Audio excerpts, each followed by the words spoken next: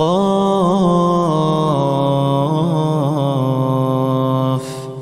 والقرآن المجيد بل عجبوا أن جاءهم منذر منهم فقال الكافرون هذا شيء عجيب أإذا متنا وكنا ترابا ذلك رجع بعيد قد علمنا ما تنقص الأرض منهم وعندنا كتاب حفيظ بل كذبوا بالحق لما جاءهم فهم في أمر مريج أفلم ينظروا إلى السماء فوقهم كيف بنيناها وزيناها وما لها من فروج والأرض مددناها وألقينا فيها رواسي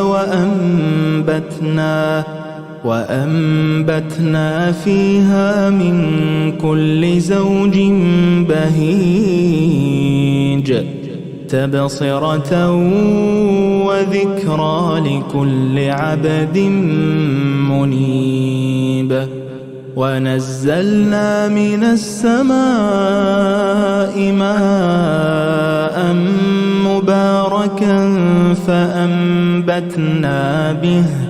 فأنبتنا به جنات وحب الحصيد والنخل باسقات لها طلع نضيد رزقا للعباد وأحيينا به بلدة ميتا كذلك الخروج كذبت قبلهم قوم نوح وأصحاب الرس وثمود وعاد وفرعون وإخوان لوط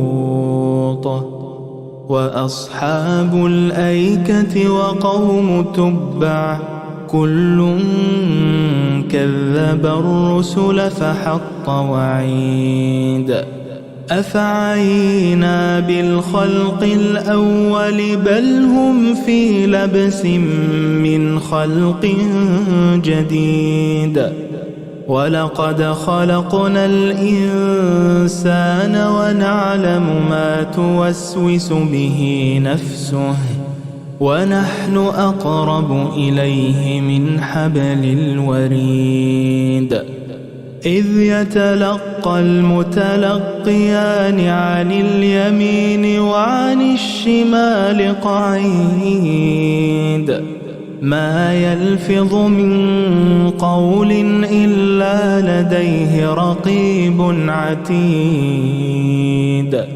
وجاءت سكرة الموت بالحق ذلك ما كنت منه تحيد ونفخ في الصور ذلك يوم الوعيد وجاءت كل نفس معها سائق وشهيد لقد كنت في غفلة من هذا فكشفنا عنك غطاءك فبصرك اليوم حديد وقال قرينه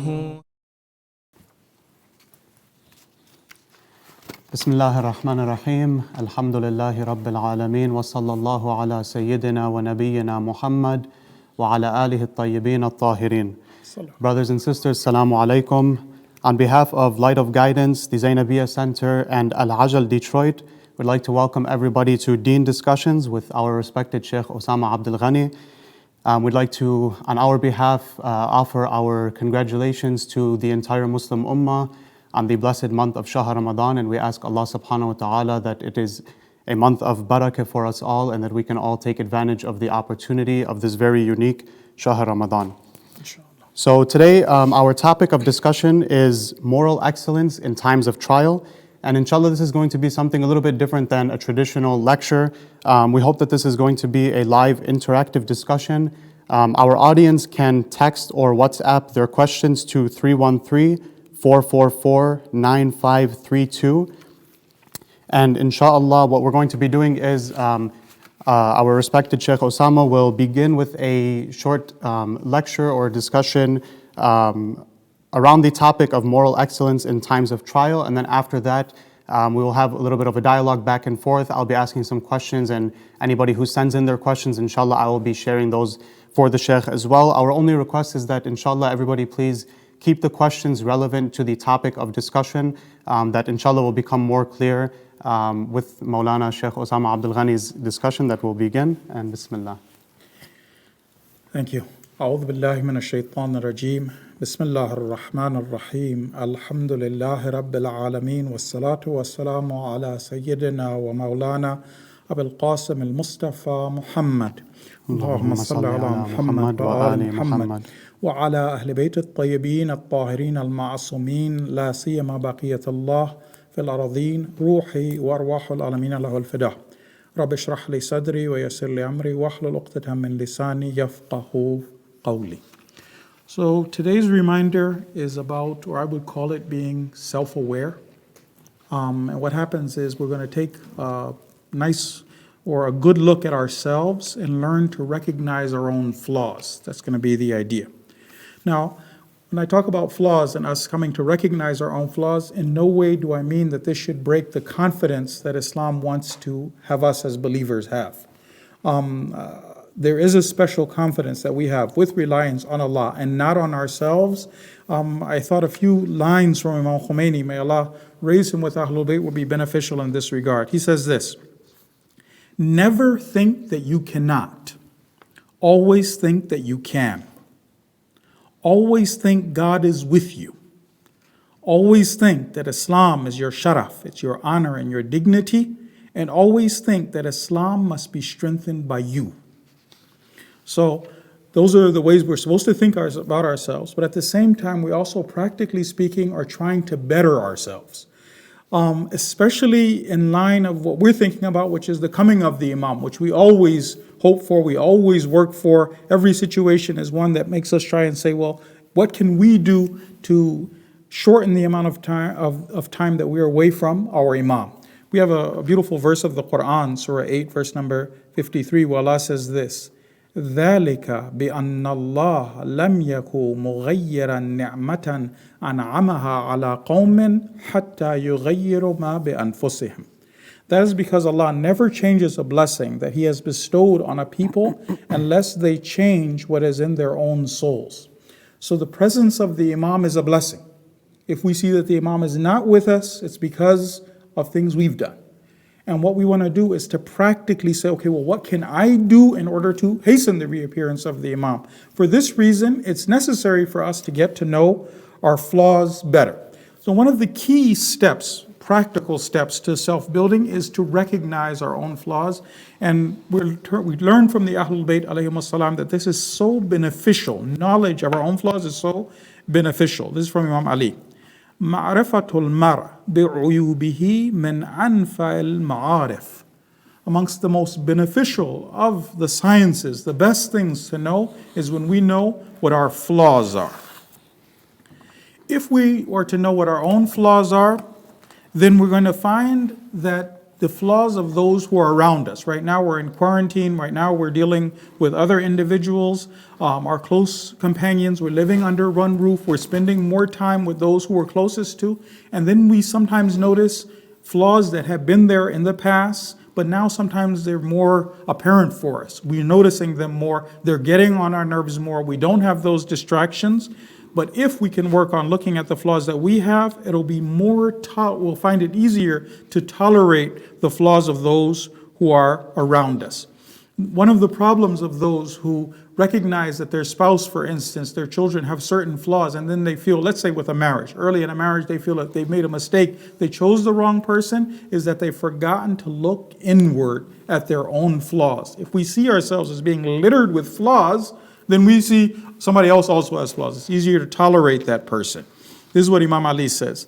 He says, Man nasiya khati'atah. That person who forgets his or her flaws, ista'adhama khati'ata ghayrihi. When they find out somebody else has a flaw, then they're just like, oh my God, how can you think that it's not a big deal, and then kind of, oh, well, that's okay. For ourselves, if it's a flaw that if we found it in somebody else, we would think it's a big deal, then when it comes to ourselves, we have to definitely be trying to work on that and fix it. Not just lip service, not just the traditional cop-out. We all have, no. That means we actually have to search for the flaws. We have to look hard and try to find, what are my flaws? What's keeping the Imam back? What's keeping me from getting to Allah subhanahu wa ta'ala? Imam Ali again says the hadith, Man talaba ayban wajada. The person who looks for his or her flaws will then find those flaws. Now, in order to fix flaws and to recognize those flaws and to journey towards Allah subhanahu wa ta'ala, one of them is to learn to accept constructive criticism, because that's part of the ways of us becoming aware of our own flaws. We remember the only reason for us to get married, the main reason for us to get married, is to become godly, to become ilahi, to reflect Allah subhanahu wa ta'ala, to reflect His divine traits. And how can we reflect His divine traits if we have traits in us that the Ahlul Bayt have said not to have? We have to find out what those things are. What happens then is that if we are ignorant of those flaws, then that's a big problem. So I'm looking for help from my spouse or those who are around me, those who interact with me, so that I can find out what my flaws are. This is what the hadith says. Imam Ali again, he says, Kafa bil mar'i jahlan and yajhala uyuba nafsih. It is sufficient for a man that he is unaware of his own flaws. What else do we need if I don't know what my own flaws are? So what happens is, in this way, we're looking for another pair of eyes to help us. I know what my goal is. My goal is Allah subhanahu wa ta'ala. In order for me to get to Allah subhanahu wa ta'ala, I have to rid myself of my flaws. I'm trying, as the Imam says, those who look for their flaws, they're able to find them. So I'm looking and I'm finding, but what happens is just my eyes aren't enough. I need another pair of eyes. So in this way, we actually value those who gift us by taking us aside and telling us our flaws. This is the hadith of the Imam. Again, from Imam Amir al-Mu'mineen, today is the day we have a lot of dhikr of Imam Ali alayhi salam. Man abana laka aibak fahuwa waduduk. The person who reveals your flaws to you, takes you aside, who kindly, gently shares your flaws with you, this person is actually your true friend. This person loves you in reality. If we are the kind of people who know a flaw about someone, and the grounds are prepared, because this one actually we have to spend time talking on, not in this particular talk, but over the course of the discussion, or maybe other discussions. Sometimes I realize a flaw about somebody, and the grounds are there for me to help that person. If I were to hide this flaw now that I know it, or to save it to use when they make a mistake to then get them back, to hide a flaw from another believer is actually enmity towards that believer. The hadith is this, again from Amir al-Mu'mineen, Man sataraka aibak. The person who knowingly, willingly, for no good reason hides your flaw from you, fahuwa aduwwuk. This person is actually your enemy. In order to do this, we have to change the culture in our homes, and we have to start with ourselves, where we are no longer hyper defensive. We're actually welcoming of constructive criticism. What happens is the way that it's viewed right now is that criticism, any kind of criticism, many times is viewed as something which is there to tear me down, to hurt me, as opposed to the idea that this is bettering me and this is helping me on my journey to Allah subhanahu wa ta'ala. So the idea would be that we need to change this and make sure that we start with ourselves, and then after that others. In this way, inshallah, if we can recognize our flaws, we can take a big practical step towards getting better, inshallah. Santum Maulana, thank you so much. Okay, so inshallah, I have a couple questions of my own, but we're going to begin with some of the questions that are coming in. So the first question says, how does one correct a spouse who gets angry when a flaw is brought up? What if he or she denies it completely? Or what if his or her lens is correct? So this is a loaded question, several in one. You want to take them all at once, or should I do one at a time? Let's hear them first, and then we'll figure them out, inshallah. Okay. What if his or her lens is incorrect? What should one say to such a person who says, well, I have changed a lot, but in reality the flaw keeps coming up for, they say, more than a decade? So, wow. Several questions in one. I guess maybe we can start with the first one. So how does one correct a spouse who does get angry when a flaw is brought up? So you're saying that, we should be open to, number one, we should personally want to find our own flaws. Right, because the idea was, at least in this discussion, that we would start with ourselves. Right.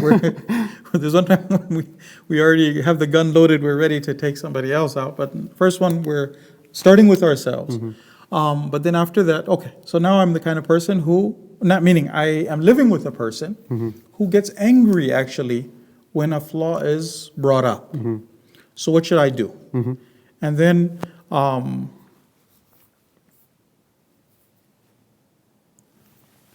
we'll start off, inshallah, because what I want to do is, there are several important answers, practical answers. Let me just try and share them one by one and then see how much of them we're able to get through so that we don't make it too much, but at the same time we make it beneficial.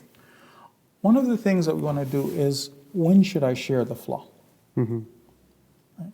If I have a spouse who gets angry, or for instance, they're in a bad mood. So one idea will be, as soon as they come home from work, honey, you're home, thank you.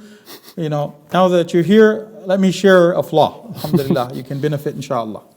But another time, we kind of wait till the time is right. And if we're waiting till the time is right, then that means proactive patience. Proactive patience means that I'll give you an example. If we were to have a scab on our skin, and then we were to peel that scab before it gets ready, it would make it worse. Sometimes we have to let things heal, or people heal. So one of the ideas would be that I wait for that right time, because I'm trying to help them get to Allah subhanahu wa ta'ala. I want my words to have some effect on them. I'm not just saying it to have said it. I'm really trying to help this person. So if I see that right now my spouse isn't receptive, then one of the things that I want to do is to make sure that I wait until that time which is appropriate. But waiting doesn't mean that I just sit, put my hands one on the other, and I just wait until that time. There's some steps that we should do. I'm just going to mention two, and then after that go back to the question. One of them is making sure we shower that person with love. So not withholding it because you're not doing your part. So right. Let me punish you in order to reform you. I'll withdraw love in order to reform you. Sometimes that's a mistake that we make, actually, and we end up with that criticism being the only weapon in our arsenal. Mm-hmm. Whereas we human beings, we respond to those who we love. So if I'm making sure to shower my spouse with love, then that actually is making me more effective in trying to help them, again, get to Allah. Because it's not about me just saying this. I'm trying to help this person get to Allah subhanahu wa ta'ala. And number two would be the idea of respecting the person. Respecting the person. Next would be the time when the place when I'm going to do it. So if I want to help this person, then obviously I'm not going to do it in front of somebody else. I take the person aside, it's me and the spouse. The time is appropriate, and now I'm going to share my thoughts with them. Some people are willing to hear criticism, but if I do it in front of others, then that definitely brings out a reaction. The person feels that kind of negative sense that I'm going to tear them down, or that they have to defend themselves. They have to defend themselves. Whereas this one is literally just taking the person aside. The other one was kind of mentioned over here because the person says, well, I have changed a lot, right? But this particular flaw keeps coming up, but they have changed a lot. One of the important things for us to keep in mind is to see the good that the person is doing, and to mention that, and to share that. So there's one time when this person is defending themselves, they're like, well, I have changed a lot. One time we've acknowledged that, and we start off the conversation with all of the good things. Meaning, first of all, it's not the only conversation that we have. We've been building up the right environment. And then now, when we see the time is appropriate, we start off with the many wonderful things that they're doing. And then again, after we finish, we share some of the things that we want to say to the person. So that kind of idea of sandwiching it, then that would be good. And then also, inshallah, hopefully Allah will provide that help and that assistance.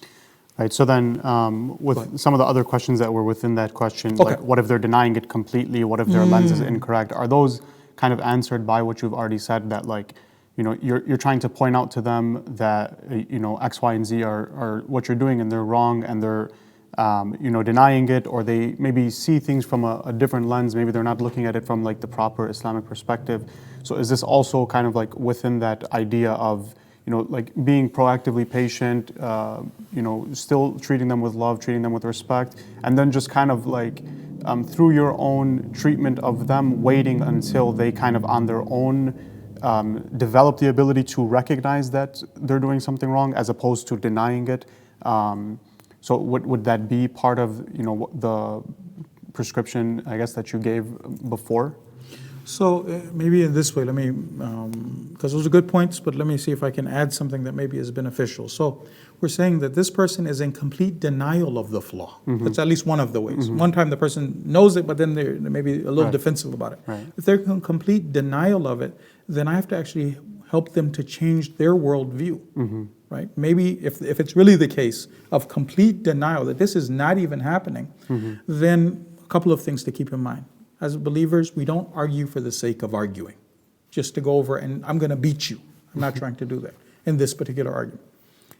Secondly, would be that, okay, well, if this person, their view is wrong, then I have to help them change that view. What I get from the question, though, is that it's not necessarily the case that the person is completely in denial of it, because they're saying, if it's the same question, that I've changed a lot, this isn't such a big deal. One of the things we might want to keep in mind then is the idea of sometimes, this one we have to be a little careful about though, if there was a person who they respected who could share this in the right manner. So one of the rules of trying to help change somebody is that you always want to protect that barrier, the inner barrier that should be there in a family. What I mean by that is that some people go over and they share the flaws of their spouse to others, which is detrimental. I might be doing ghiba, I might be going over, I'm telling everybody else, this person is like this, they have this problem or that problem. So keeping that in mind, that we keep these things private, we don't go over tell our friends or other people about this thing. But again, with the idea that I'm trying to help this person to get to Allah subhanahu wa ta'ala. And I know that there's a person, perhaps in their family, who if they said it, the person is wise enough, they could convey my message in better words. Does that make sense? I'm not trying to tear them down or share it with everybody, but this, again, only to help the person. And again, doing all of those other steps